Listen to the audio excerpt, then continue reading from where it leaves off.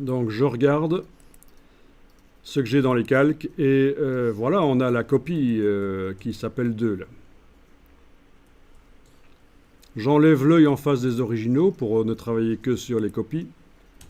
Donc dans mon cas, le texte Info Colorado, je le masque. Le bouton Colorado, je le masque. Voilà.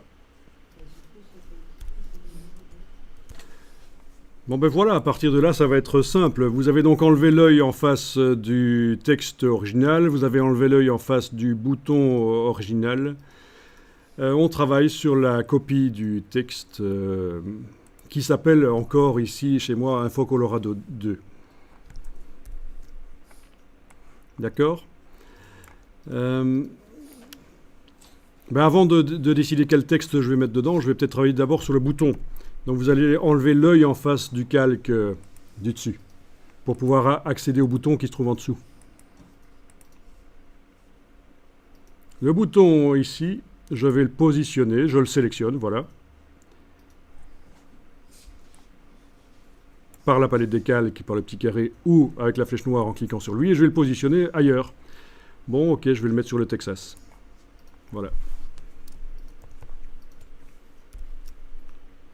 Donc pour arriver à bouger le bouton, vous devez avoir enlevé l'œil en face du calque qui contient les textes, parce qu'on a un super grand bouton, des super grands boutons dans ce calque-là. Ils nous empêchent d'avoir accès aux objets qui sont au-dessous. Donc j'ai enlevé l'œil ici. Et j'ai positionné donc sur l'état Texas. On va dans la palette des boutons et formulaires. Et on va indiquer qu'il s'agit du bouton Texas. C'est le nom que je lui donne.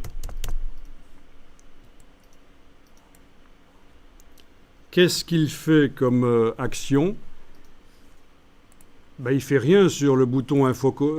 si, il fait ça. Il affiche Info Colorado 2. Oui, c'est bon. Donc, c'est correct. C'était déjà correct. Il a déjà la bonne action.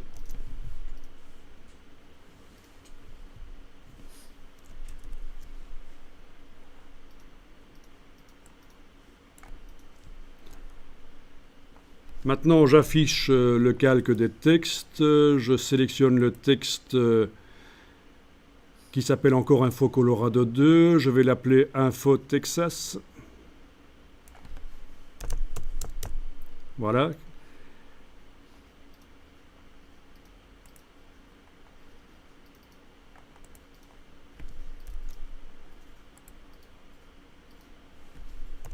Bon, vous cliquez à côté n'importe où sur la page et vous revenez sur ce bouton-là.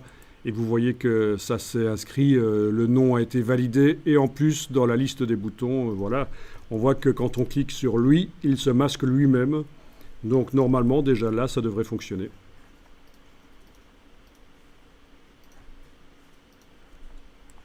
Il nous reste quand même à le repositionner correctement sur la page et à changer le texte pour que ça concerne le Texas.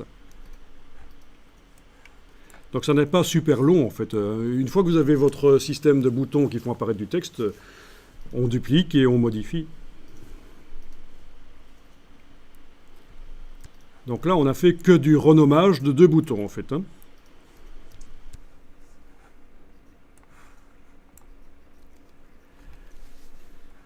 Ok, alors, je vais repositionner le bouton correctement sur la page. Voilà, je vais aller chercher les infos sur le Wyoming, sur le Texas.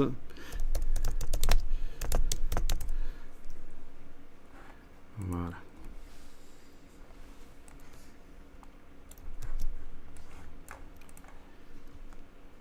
Voilà. Avec l'outil texte, c'est facile d'aller modifier. Ok. Et donc voilà. Allez, je réaffiche tout et on va tester.